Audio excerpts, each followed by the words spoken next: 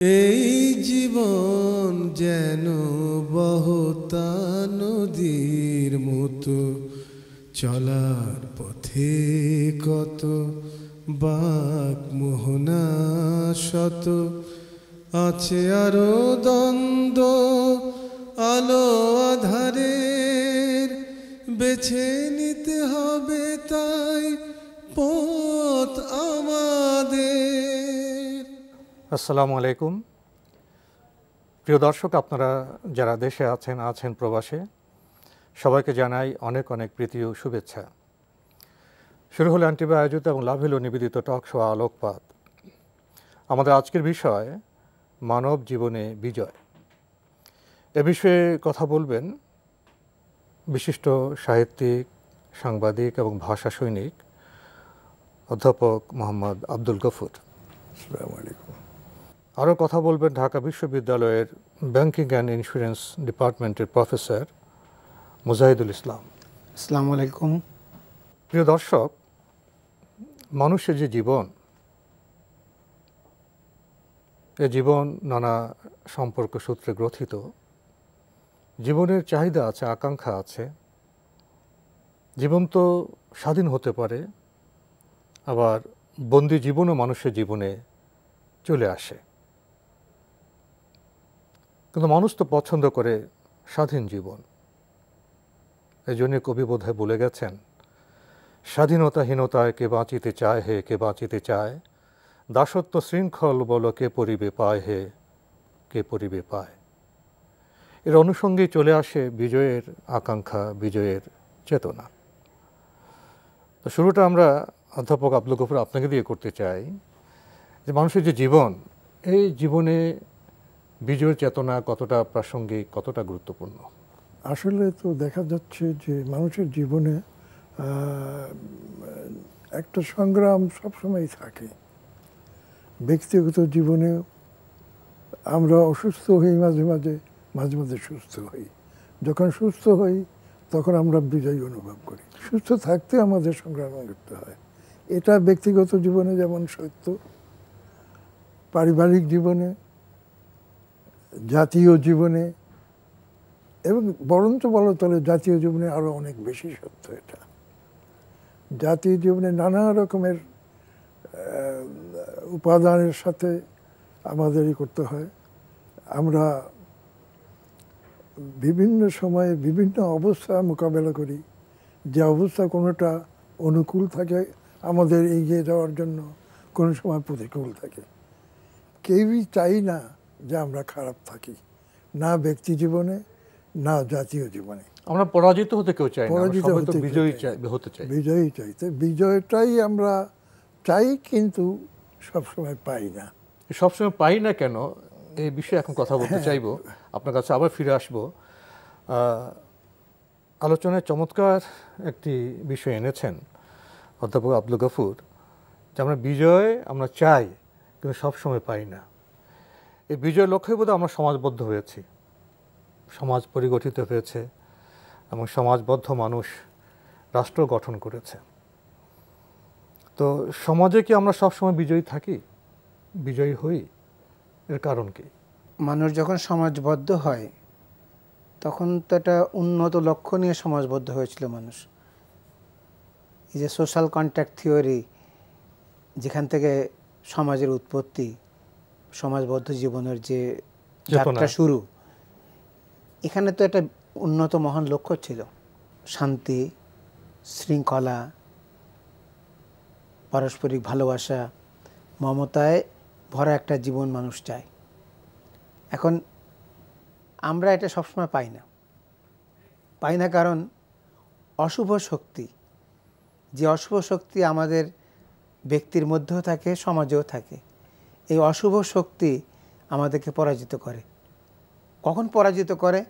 যখন আমাদের ভিতরকার যে শুভ শক্তি, যেটা ইনসানিয়াত, এটা যখন আমরা হারিয়ে ফেলি অথবা দুর্বল হয়ে যায় মানবিকতা, তখন আমরা অশুভ শক্তির কাছে পরাজিত হই। একটা মানুষ তার সম্পদের কারণে, সম্পদের লোভে, ক্ষমতার লোভে আর একটা মানুষকে হত্যা করে এবং মনে মনে ভাবে সে জয়ী হলো, কিন্তু আসলে সে তো চরমভাবে পরাজিত হলো তার নিজের কাছে। তার সন্তান জানে যে বাবা একজন খুনি, তার স্ত্রী জানে তার স্বামী একজন খুনি, তার চারপাশের লোকেরা জানে সে একটা খুনি। তাহলে তার প্রতি মানুষের যে শ্রদ্ধা ভালোবাসা এটা তখন থাকে না, মানুষ তাকে ভয় করে। এই ভয়টাকে সে মনে করে তার বিজয়, কিন্তু নিজের কাছে সে কিন্তু পরাজিত হয়। জীবন যখন সায়ান্নে আসে তখন এই স্মৃতিগুলো তাকে দারুণভাবে আলোড়িত করে, প্রতারিত করে, এবং সে ভীষণভাবে যন্ত্রণা ভোগ করে। শরীরের বাঁধন যখন ঢিলা হয়ে যায় তখন এই বিজয়ী রূপটা আসলে যে পরাজয় এটা সে হাড়ে হাড়ে অনুভব করে এবং সে চিৎকার করে বাঁচার জন্যে। এই অবস্থাটা কখন মানুষ বোঝে? যখন হয়তো সময়টা শেষ হয়ে যায়। জাতীয় নির্বাচন হচ্ছে, একটা লোক যদি নির্বাচনে কারচুপি করে, মাস্তানি করে যদি ভোট ছিনিয়ে আনে অথবা বিজয় ছিনিয়ে আনে, তাহলে সাময়িকভাবে সে হয়তো জয়লাভ করলো, কিন্তু নিজের বিবেকের কাছে, নৈতিকতার কাছে সে কিন্তু চরমভাবে পরাজিত হলো। এই জয় পরাজয়ের এই যে ভাবনা, এই ভাবনা যতক্ষণ পর্যন্ত আমাদের মধ্যে স্বচ্ছ এবং আলোকিত না হবে ততক্ষণ পর্যন্ত আমরা হয়তো পরাজয়কেই জয় মনে করব। আর এই পরাজয়কে জয় মনে করার যে ভুল আত্মতুষ্টি, এটা আমাদেরকে হয়তো জাতীয়ভাবে, রাজনৈতিকভাবে, অর্থনৈতিকভাবে এবং সামগ্রিকভাবে মানবতার যে বিচার, এই বিচার আমাদেরকে ক্ষতিগ্রস্ত করবে। আমরা তো একটি সুন্দর সমাজ চাই। আমরা প্রায়শ বলে থাকি কেয়ারিং সোসাইটির কথা, দরদি সমাজের কথা। একটি সমাজ কখন সুন্দর হবে, কখন দরদি সমাজ হবে? যখন মানুষে মানুষের সম্পর্কটা গড়ে উঠবে। আমরা তো একটি সমাজে চাই যে সেটা জ্ঞানভিত্তিক সমাজ হোক। তো জ্ঞানভিত্তিক সমাজ হতে হলে তো পরিবার থেকে শুরু করতে হবে। পরিবারে জ্ঞানের পরিবেশ থাকতে হবে, স্কুল, কলেজ, বিশ্ববিদ্যালয়ে, এবং যারা জ্ঞানী ব্যক্তি আছেন তারা গবেষণা করবেন, তারা নতুন নতুন জ্ঞান সৃজনও করবেন। ক্রিয়েশন অফ নলেজের বিষয় তো বিশ্ববিদ্যালয়ের বিষয়, আপনাদের বিষয়। তো সমাজে ব্যবসা হবে, বাণিজ্য হবে, মানুষ তার ভালো পণ্য পাওয়া তার অধিকার। যখন এই অধিকার ব্যবসায়ীরা দিবে তখন ব্যবসা ক্ষেত্রে তারা বিজয়ী হবে। যখন ব্যবসা বাণিজ্যে ক্রেতা বিক্রেতার সম্পর্কে ভেজাল আসবে, নাগরিকরা প্রতারিত হবেন, তখন তো ব্যবসায়ী তো আসলে জয়ী না, তারা তো পরাভূত হবেন। একটি সমাজে যদি মানুষ নিজের আচরণে, মানবিক চিন্তাভাবনায় তার সঙ্গত দায়িত্ব পালন করে, তো সমাজের প্রতিটি ক্ষেত্রে তারা বিজয়ী হবে। যখন মানুষ বিজয়ী হবে তখন সমাজ বিজয়ী হবে। বেছে নিতে হবে তাই পথ আমাদের। চমৎকার বক্তব্য শুনছিলাম অধ্যাপক মোহাম্মদ আব্দুল গফুর। মানুষ তো জনপদে বসবাস করে, জনপদে মানুষের তো অনেক আকাঙ্ক্ষা থাকে, এবং আপনারা তো সে ব্রিটিশ আমলের মানুষ, যখন এখানে উপনিবেশ ছিল তখন আপনারা প্রত্যক্ষ করেছেন জনপদের জনগণের মধ্যে স্বাধীনতার চেতনাটা কতটা দৃপ্ত ছিল। তো ব্রিটিশ আমলের পরে তো আমরা পাকিস্তান দেখলাম, সেখানে প্রতারণার বিষয় দেখলাম, সেখানে মুনাফিকের বিষয় দেখলাম, শোষণ বঞ্চনার জিনিস দেখলাম। তারপরে তো আমাদের এই জনপদে মানুষের মধ্যে স্বাধীনতার আকাঙ্ক্ষা খুব প্রগাঢ় হলো, দীপ্ত হলো, স্বাধীনতা যুদ্ধ হলো, মুক্তিযুদ্ধ হলো, এবং আমরা বিজয় অর্জন করেছি 16ই ডিসেম্বরে। তো বিজয়ের এই চেতনা তো আমাদের অর্থবহ করতে হবে। যখন এই প্রিয় স্বদেশের প্রতিটি গ্রামে, প্রতিটি ঘরে, কুড়ে ঘরে মানুষ বিজয়ের যে লক্ষ্য ছিল, চেতনা ছিল, সেগুলো পাবে, তখনই আমাদের বিজয় সম্পূর্ণ হবে। তখনই আমরা বলতে পারবো আমরা সফল হয়েছি পরিপূর্ণভাবে। তো এই যে বিজয়ের যে চেতনা জনপদের মানুষের জন্য, সে লক্ষ্যে পৌঁছতে হলে আমাদের কি কি করা প্রয়োজন? একটা জিনিস মনে রাখতে হবে যে মানুষের জীবনটা কি, এটা আমাদের প্রথমে অনুধাবন করতে হবে। আমরা যেমন জন্মগ্রহণ করি, বড় হই, তারপরে কিন্তু আমরা এই দুনিয়াতে বেঁচে থাকি না। একটা সময় আমরা যত বড় ধনী হই, যত বড় শিক্ষিত হই, যত বড় ঐশ্বর্যশালী হই, তারপরেও আমাদের একদিন এই দুনিয়া ছেড়ে চলে যেতে হয়। এই যে দুনিয়া ছেড়ে চলে যেতে হবে, এই অনুভূতিটা এবং এই অনুভূতির আলোকে আমাদের কর্তব্য যদি আমরা পালন করতে পারি, তাহলে হয়তো আমরা স্রষ্টার অনুগ্রহে আমরা প্রকৃত বিজয় লাভ করতে পারি। এইটা মনে রাখতে হবে। মানুষকে কিন্তু আল্লাহ সৃষ্টি করেছেন তার কতগুলো বিশেষ দায়িত্ব দিয়ে। এই যে বলা হয় যে মানুষ আল্লাহর প্রতিনিধি হিসাবে সৃষ্টি হয়েছে, খলিফা। এই যে খলিফা, মহান স্রষ্টা তার খলিফা হিসেবে দুনিয়াকে চালাতে হবে, তার সেই বোধটা আমাদের ভিতরে যদি না থাকে, তাহলে কিন্তু আমাদের জীবনের সব কিছুই ব্যর্থ। সেই জন্য আমাদের জীবনটা কি, আমাদের জীবনের লিমিটেশন কি, আমরা যে সারাটা মানে একেবারে সময় বেঁচে থাকার জন্য এই দুনিয়াতে আসি। আপনি যে একটি গুরুত্বপূর্ণ কথা উচ্চারণ করলেন, মানুষকে মানুষ হিসেবে দায়িত্ব পালন করতে গেলে তাকে জবাবদিহিতার চেতনায় শানিত হতে হবে। এবং আমরা যে বিজয়ের কথা বলছি, যদি আমরা আমাদের এই প্রিয় স্বদেশের প্রতিটি ঘরে বিজয়ের যে সওগাত উপহার পৌঁছে দিতে চাই, তাহলে বোধহয় আমাদের নিজ নিজ ক্ষেত্রে প্রত্যেকে জবাবদিহিতার চেতনায় উদ্বুদ্ধ হবে। যে চেয়ারে আছি, যে দায়িত্বে আছি, ঘরে যিনি গৃহপ্রধান আছেন, যিনি শিক্ষা প্রতিষ্ঠানে আছেন, সমাজ অধিপতি আছেন, প্রত্যেকে যদি জবাবদিহিতার চেতনায় ভাবেন, নিজেকে আত্মসমালোচনা করেন, কর্তব্য কর্মকে নির্ধারণ করতে পারেন, তাহলে তো বোধহয় আমাদের সবার কাছে বিজয়ের যে সৌরভ বলি, স্বাগত বলি, উপহার বলি, সেটা পৌঁছে যেতে পারে।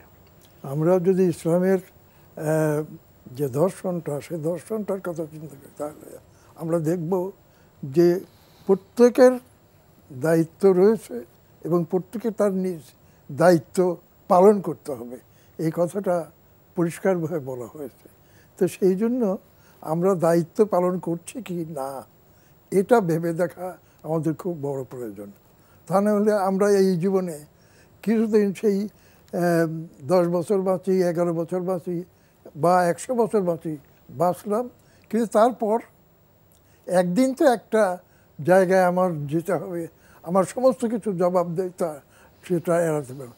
আমি দুনিয়াতে আমার বিভিন্ন রকমের মানে প্রতিপত্তির জোরে আমি সেইটা জবাবদিহিতা অ্যাভয়েড করতে পারি, সেটা ফাঁকি দিতে পারি, কিন্তু মহান স্রষ্টার কাছে যখন আমার ফিরে যেতে হবে, তার কাছে থেকে আমার কোনো হবে না। তো সেই জন্য সেইটাই যদি চিন্তা করি, তাহলে আমাদের সমস্ত সাফল্য বা বিজয় সমস্ত কিছুর কথা সেই আলোকে আমাদের দেখতে হবে। আপনার এই কথা সূত্র ধরে অন্য একটি প্রসঙ্গে যেতে চাইব। অধ্যাপক মুজাহিদুল ইসলাম আপনার কাছে। অধ্যাপক আব্দুল গফুর ভাই চমৎকার করে বললেন যে আমাদের দায়িত্ববান হতে হবে, কর্তব্য পালন করতে হবে। মানুষ হিসেবে তো আমরা সমাজে, রাষ্ট্রে কিছু অধিকার চাই, অধিকারের ব্যাপারে আমরা সোচ্চার, কিন্তু অধিকারকে অর্জনের পাশাপাশি তো দায়িত্ব পালন করতে হয়। তো বিজয়ের যে সৌরভ, বিজয়ের যে বার্তা, সেটা যদি আমরা সমাজে, রাষ্ট্রে প্রতিষ্ঠিত করতে চাই, তাহলে দায়িত্ব পালনের বিষয়টি কতটা গুরুত্বপূর্ণ? নিঃসন্দেহে গুরুত্বপূর্ণ, কারণ ইসলামের দৃষ্টিতে যদি বলে, ইসলাম বলে যে যারা সুস্থ তাদের দায়িত্ব হচ্ছে যারা অসুস্থ তাদের পাশে দাঁড়ানো, যারা ধনী তাদের দায়িত্ব হচ্ছে যারা নির্ধন, যারা দরিদ্র, যারা আর্থিকভাবে অসচ্ছল তাদের পাশে দাঁড়ানো, যারা শিক্ষিত তাদের দায়িত্ব হচ্ছে যারা শিক্ষার আলো পায়নি তাদের কাছে শিক্ষার আলো পৌঁছানো, জ্ঞানের বার্তা তাদের কাছে পৌঁছে দেওয়া।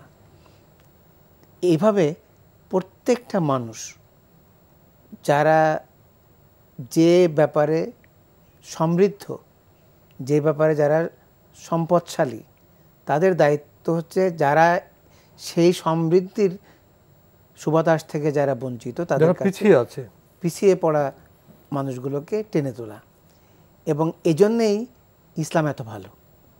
ইসলাম পিছিয়ে পড়া লোকদের কথা বলে, যারা পায়নি তাদের কথা বলে, বঞ্চিতদের কথা বলে, যারা সবল সক্ষম তাদেরকে দায়িত্ব দেয়, তাদেরকে দায়িত্ব পালনের কথা বলে। কোরআনে একটা আয়াত আছে, মুনাফিকরা বলতো সূরা মুনাফিকুনে, যে আল্লাহ ইচ্ছে করলে যাদের খাওয়াতে পারতো আমরা তাদেরকে খাওয়াতে যাব কেন?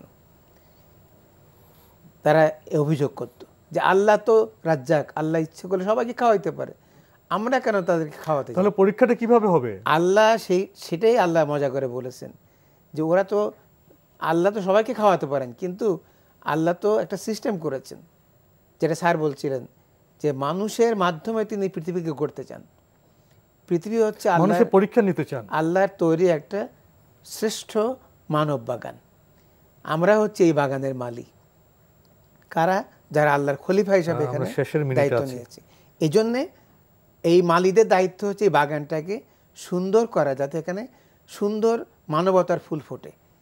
এই কাজটি মানুষের দ্বারা করার জন্যই তো আল্লাহ আমাদের দায়িত্ব দিয়েছেন। এই কাজটি তখনই সম্পন্ন হবে যখন দায়িত্ব পালিত হবে। অবশ্যই এই কথাকে আমরা ধারণ করে আজকে অনুষ্ঠান শেষ করতে চাচ্ছি।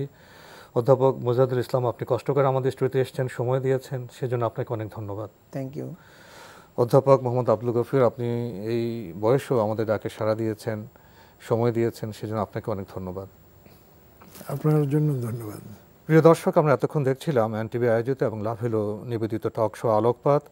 আমাদের আজকের বিষয় মানব জীবনে বিজয়। আমাদের অনুষ্ঠান আপনারা এনটিভি অনলাইনেও দেখতে পারবেন, ভিজিট করুন www.ntvbd.com। এছাড়া ইউটিউবে এবং আমাদের ভেরিফাইড ফেসবুক পেজে অনুষ্ঠান দেখতে পারবেন। আমরা বিজয়ী হতে চাই ঘরে বাইরে সমাজে। বিজয়ী হতে হলে কাজ করতে হবে, কাজ করতে গেলে স্বাধীনতা প্রয়োজন। আমরা বাক স্বাধীনতা চাই, কর্মের স্বাধীনতা চাই, আমরা চাই স্বাধীন জন্মভূমি। স্বাধীন জন্মভূমি আমরা মুক্তিযুদ্ধের মাধ্যমে পেয়েছি। আমরা 16 ডিসেম্বরে বিজয় অর্জন করেছি। এখন এই বিজয়ের সুফল যদি ঘরে ঘরে আমরা পৌঁছে দিতে চাই, তাহলে সমাজের যারা দায়িত্ববান মানুষ, যারা এগিয়ে আছেন, তাদের কর্তব্য পালন করতে হবে। যারা পিছিয়ে আছে তাদের দিকে তাকাতে হবে। দরদি সমাজ গঠন করতে হলে আমাদের জবাবদিহিতার চেতনায়ও সমৃদ্ধ হতে হবে। তাহলে আমাদের ব্যক্তি জীবন সুন্দর হবে, সফল হবে, সমাজ হবে ঋদ্ধ সমৃদ্ধ। মহান আল্লাহ আমাদের সবাইকে নিরাপদে রাখুন, রাখুন শান্তিতে। আসসালামু আলাইকুম। এই জীবন তো বহতা নদীর মতো, চলার পথে শত বাঁক মোহনা কত, আছে আরো দ্বন্দ্ব